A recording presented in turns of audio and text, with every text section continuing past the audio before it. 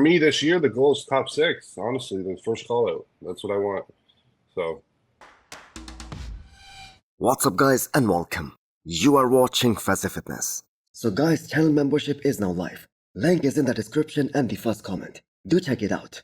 That would really help support the channel. So let's start this video with the latest physique update and the announcement from Bruno Santos. So there is another show scheduled in just one more week time, and that is Portugal Pro. And Bruno's name is gonna be in that list. Although Bruno brought good package in both the shows that he did this year. He was 4th in California Pro and 3rd at the Legion Sports. Now we know this wasn't the placings that he was looking for. As a former Olympian, he came to get his 2nd Olympia qualification in both the shows that he did. But unfortunately, the competition at both these shows, that was pretty tough. And that being said, I do think that he got a bit lucky last year at Europa Pro, beating a guy like Presti. Because this year he got beat by a fellow Brazilian competitor too, and that is Leandro Paris. And we all just saw that Leandro had less weaknesses, less holes in his physique than Bruno Santos. Now it wasn't like Bruno was off in either of those shows. He brought good enough conditioning in both the shows, and he had good balance top to bottom. But he was just up against some seriously good competition. There were some guys in there who simply had better shape and better statics than him, namely Tonio Burton, Regan Grimes, Sazan Hirati, and all of these guys are pro show winners this year. So the question right now is that, can Bruno Santos be a contender to win this upcoming Portugal Pro, which is happening next weekend? Well, in my opinion, that is all gonna depend on whether the reigning champion at that show, Nathan Diasha, shows up there. Because if he does, Nathan is gonna clean house. There is no doubt about that. So do you guys think that Regan Grimes' expectations, they changed in terms of where he thinks he's gonna place at this upcoming Mr. Olympia, especially after losing to Sazan Hirati at Toronto Pro Show? Well, no, the goal remains the same, and that is cracking top 6 at this year's Mr. Olympia. For me this year, the goal is top 6. Honestly, the first call out. That's what I want. So. Which I know seems a bit too difficult and also a bit delusional at this point to many fans out there, and also some of the experts too. Didn't Sean Ray and Bob Ciccarello advised Regan to skip the Olympia altogether because he just isn't gonna place top 10 in this kind of lineup? Now that being said, as much as I respect Sazan Hirati, the reason for Regan losing to Sazan at Toronto Pro was that he came in off. That is plain and simple truth. And even after Regan being off and Sazan bringing such an awesome and unbelievable kind of condition, one of his best package to date, it was still a very close show between both these guys. Now Regan is cruising very nicely after finishing his season, so he isn't working with Stefan anymore. And the answer on where his confidence is coming from, where he's still saying that he's gonna be top 6 in this year's Olympia lineup, that is coming from his commitment to bodybuilding lifestyle at the moment. And most importantly, his genetics and his structure, which I think we can all agree is one of the best in the men's open at the moment. Now Regan parting ways with Stefan clearly means that he wasn't very confident that Stefan can help him maximize his potential. The biggest challenge for Regan at this point is nailing his peak 100% on the day of the show, while bringing that crazy kind of conditioning, hold on to all that muscle, all that pop, and all that wow factor. Now he always looks pretty great a few weeks out of the show, but unfortunately he just hasn't been able to bring that same look onto the stage.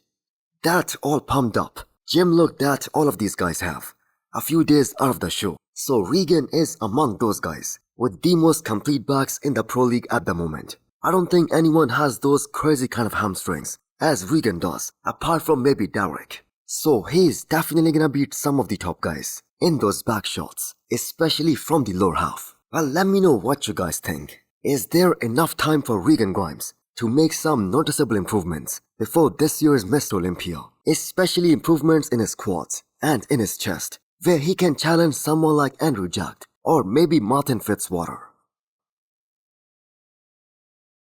Next up, we have an update from Rubiel Mosca aka Nexzilla.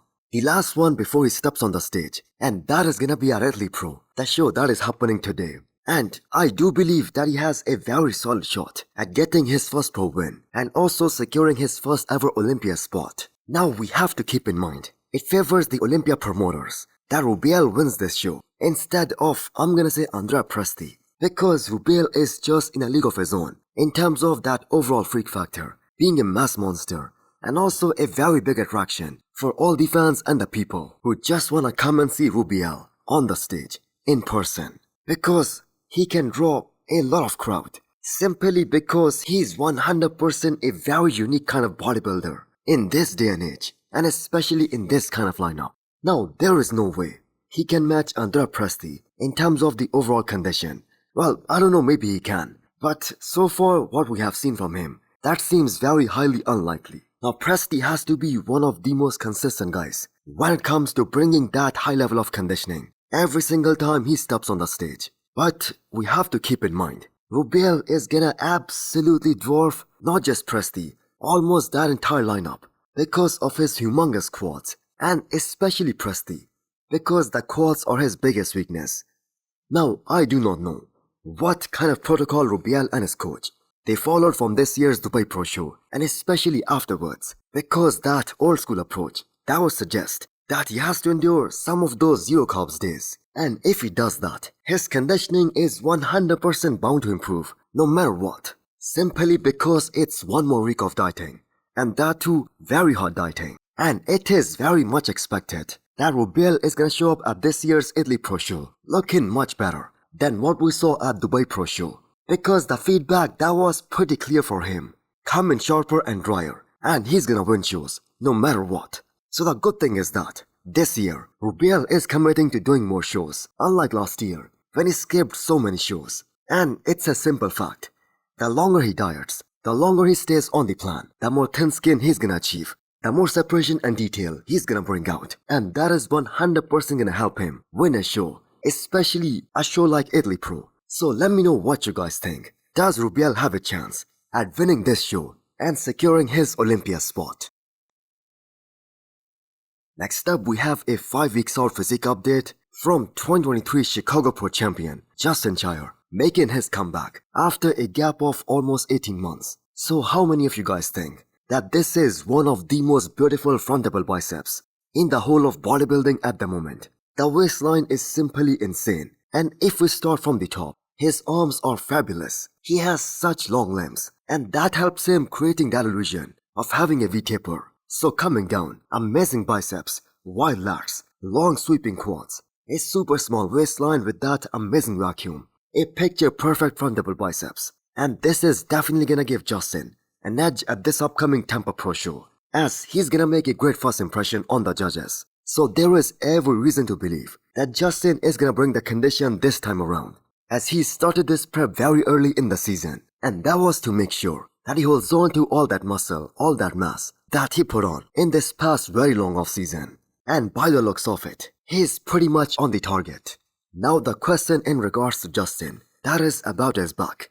Will he have the most complete back in this year's Tampa Pro Show? Definitely not. But will that be improved? I certainly hope that it is, because that was his biggest weakness, even when he won Chicago Pro a couple of years back. And that was the case at the Olympia too, back in 2023. But the fact that it was a very long off season, I do believe that his back is certainly gonna be improved. Now Justin Cher is definitely gonna be in the mix to win Tampa Pro this year and make it to the Olympia stage for the second time in his career.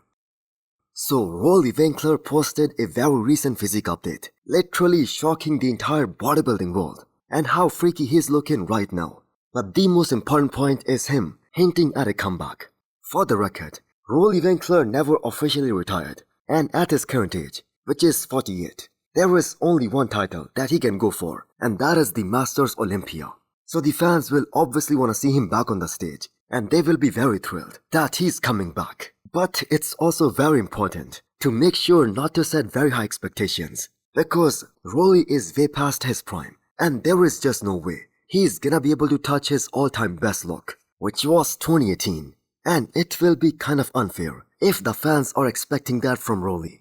So with no Brandon Kerry, no Kai Green in this year's Masters Olympia lineup, Roelly can certainly fight for the top spot. I'm gonna say with Kamal, who is the reigning Masters Olympia champion. But we all know it's definitely gonna involve taking some risk in terms of his health to be stage ready and also to be in that kind of condition one more time. So do you guys think it will be worth it for Roelly Winkler to take that risk? Now there is another argument around that recent post made by Roelly that it's a great way to enhance the engagement from the bodybuilding world. So hit the thumbs up button if you liked the video and smash the subscribe button if you wanna come back for more. Thanks for watching.